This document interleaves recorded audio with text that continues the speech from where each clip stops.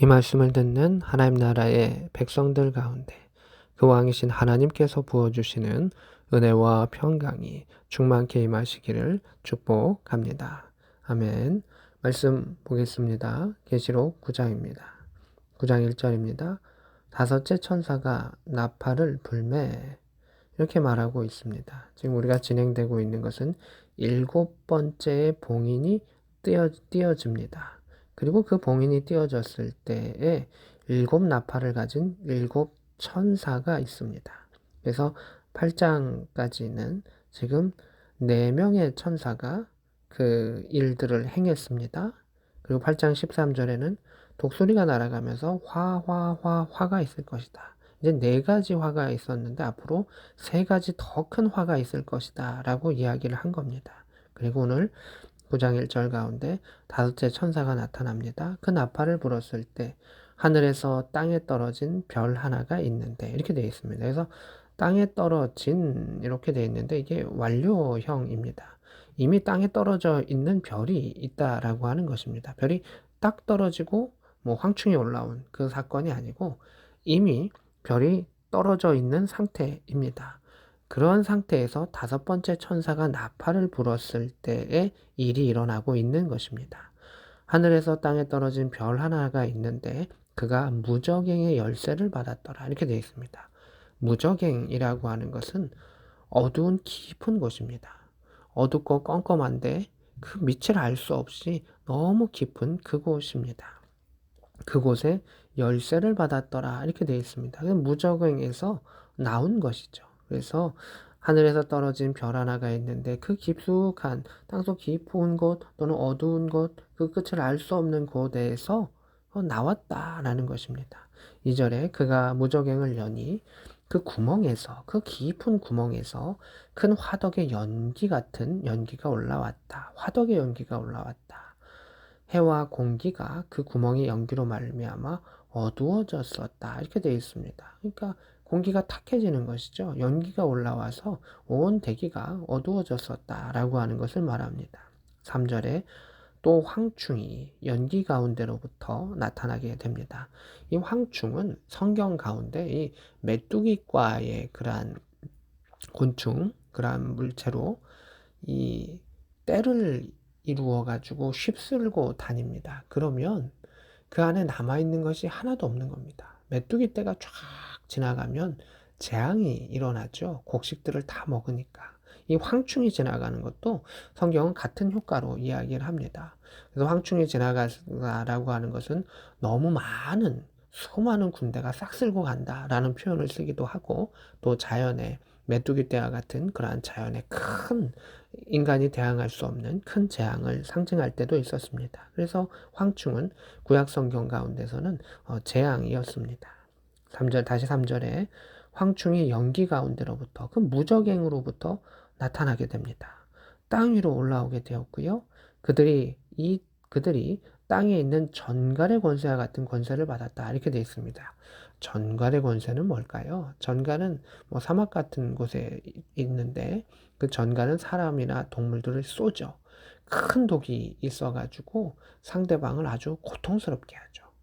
어떤 사람은 아주 고통 가운데, 기절할 만큼 고통 가운데, 죽을 만큼 고통 가운데 있기도 하고, 어떤 사람은 그 독에 의해서 죽기도 하죠. 그래서 황충이 그만큼 해로운 존재로 힘을 갖고 있었다라고 하는 것을 보게 됩니다. 4절입니다. 그들에게 이르시되 땅의 풀이나 푸른 것이나 각종 수목은 해하지 말고 오직 이마에 하나님의 인치심을 받지 아니하는 사람들만 해하라 이렇게 되어 있습니다. 요 구절이 특별하죠. 뭐냐 하면 황충은 기본적으로 풀을 먹습니다. 수목을 이렇게 갉아먹는 존재입니다. 근데 하나님 명령하셔서 야 수목 건들지 말아라. 풀 건들지 말아라. 하나님의 백성이 아닌 사람들, 인치심을 받지 아니하는 사람들을 공격해라. 그 사람들만 내가 허락해 줄 수 있다. 라고 하는 것입니다. 그래서 마치 출애굽기의 10가지 재앙처럼 하나님 안에 있는 자들은 그 재앙을 당하지 않았습니다. 그러나 그 바깥에 있는 사람은 재앙을 당했던 그 모습을 오늘 계시록에서도 또 우리가 볼 수 있는 것을 보게 됩니다. 하나님의 인치심을 지금 받은 사람들은 이미 인치심을 받았죠. 이 인을 때는 그 단계 가운데 하나님께서 믿음의 사람들을 다 인치셨죠. 예를 들면 7장 3절에 보면은 하나님의 종들이 이마에 인치기까지 땅이나 바다나 나무를 해하지 말라 이렇게 되어 있죠. 그래서 뭐 14만 4천의 수가 나왔던 것이 머리에 인치는 그 수인 거죠. 하나님의 백성, 하나님의 선택된 백성, 예수 그리스도의 보혈로서 인침을 받은 하나님의 구원받은 백성은 해함을 당하지 않는다는 겁니다. 우리가 이 부분을 계속해 봐야 됩니다. 우리가 계시록을 보면서 두려워합니다. 정말 어두움, 땅속에서 그 깊은 어둠에서 나오는 고통을 주는 존재들, 여러 가지 것을 바라봅니다. 그렇지만 이 말씀을 곰곰이 보면 하나님의 백성은 하나님이 지키시는 겁니다. 물론 말세에는 순교자들도 있습니다. 그러나 결국 그들을 어떻게 하셨습니까? 하나님께서 위로해 주셨습니다. 잠깐만 기다려라. 내가 이 심판과 그 진노를 다 마친 후에 모든 눈물을 너희에 닦아주고 너희들 예수 그리스도와 함께 일들을 이루어 주겠다. 그 약속의 말씀이 이 안에도 있는 것이고요. 또 지금도 이 성경 가운데에서도 하나님께서 그 믿음의 사람들을 내가 너를 지켜줄 거야 라고 말씀해 주시는 것을 보게 됩니다. 오직 말씀 바깥에 있는 자들은 그 심판의 때, 종말의 때 이루 말할 수 없는 고통 가운데 있음을 성경은 이야기하고 있습니다. 우리는 인치심을 받은 백성입니다. 종말을 두려워할 것이 아니라 내가 인치심을 받은 백성이냐, 예수 그리스도의 보혈로서 주 앞에 엎드리는 하나님 나라의 선택된 백성이냐, 나는 과연 hin도를 받은 백성이냐, 나는 예수 그리스도의 이름을 받은 백성이냐, 그 하나님 나라의 그 기둥에 새겨진 그 이름과 같은 존귀한 백성인가 라는 것을 우리가 주목하고 생각해 봐야 한다는 것입니다. 종말이 두려운 것이 아닙니다. 구원받지 못한 것이 두려운 것이고 예수 그리스도의 이름을 받지 못한 것이 우리에게 두려운 것입니다. 우리가 세례를 줄 때 내가 예수를 내 주로 영접한다고 이야기합니다. 그러하다면 그 고백이 진실된다면 우리는 종말을 두려워할 필요가 없는 존재들입니다. 더 큰 상급을 위하여 전진해 나아가는 하나님의 믿음의 백성이다 라고 하는 것입니다. 다시 말씀으로 들어갑니다. 5절입니다. 그러나 그들을 죽이지 못하게 하시고 전갈 같은 힘을 가졌는데 탁 쐈는데 죽이지는 않게 하셨습니다. 5살 동안 괴롭게만 하게 하시는데 이렇게 되어 있습니다. 이 5살 동안 이 사람이 아플 수도 있겠지만 이 5달 동안이라고 하는 건 일정한 기간을 의미합니다. 그 사람이 고통을 당하는 것을 의미하죠. 그 사람이 계속 쏘임을 당하고 5살 동안 이 전갈과 같은 황충이 권세를 누리는 것을 의미하죠. 그 괴롭게 함은 전갈이 사람을 쏠 때 괴롭게 함과 같더라. 그 죽을 듯한 그 고통을 이 황충이 사람들에게 주는데 인치심을 받지 아니할 사람들을 공격한다라고 하는 것입니다. 근데 사람들은 아마 모를 수도 있습니다.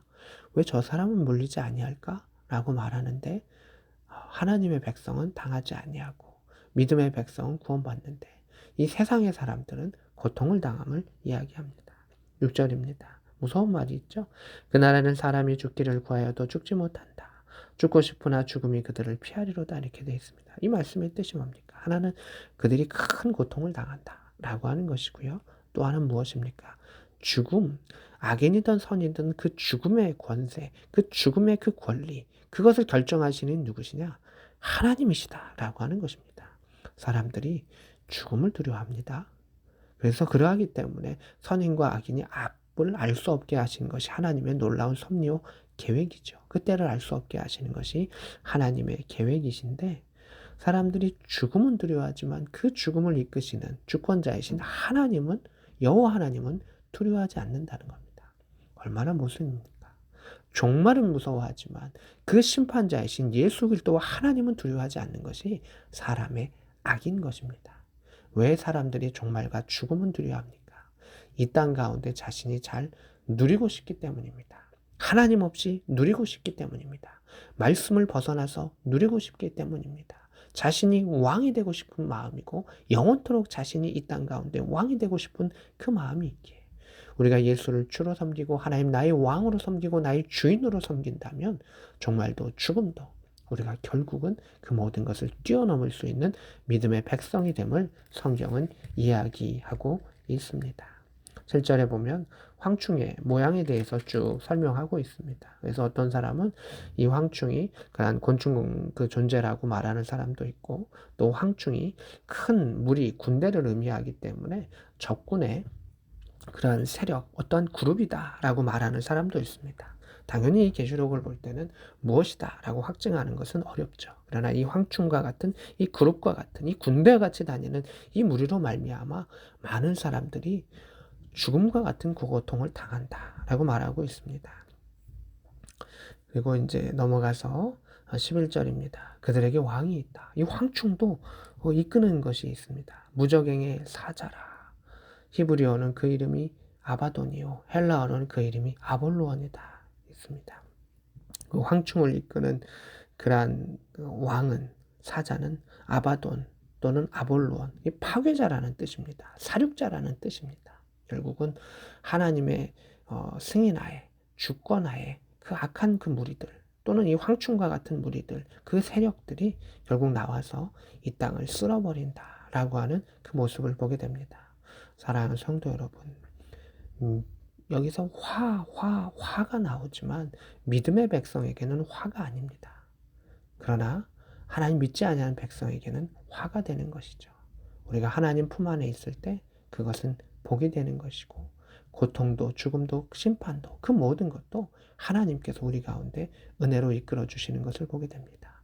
오늘도 주권자이신, 죽음을 넘어 주권자이시고 심판을 넘어, 종말을 넘어 주권자이신 우리 하나님을 두려워하고 경외하는 가운데 주님을 찬양하며 살아갈 수 있는 복된 저와 여러분 될 수 있기를 우리 주 예수 그리스도의 이름으로 축복합니다. 아멘.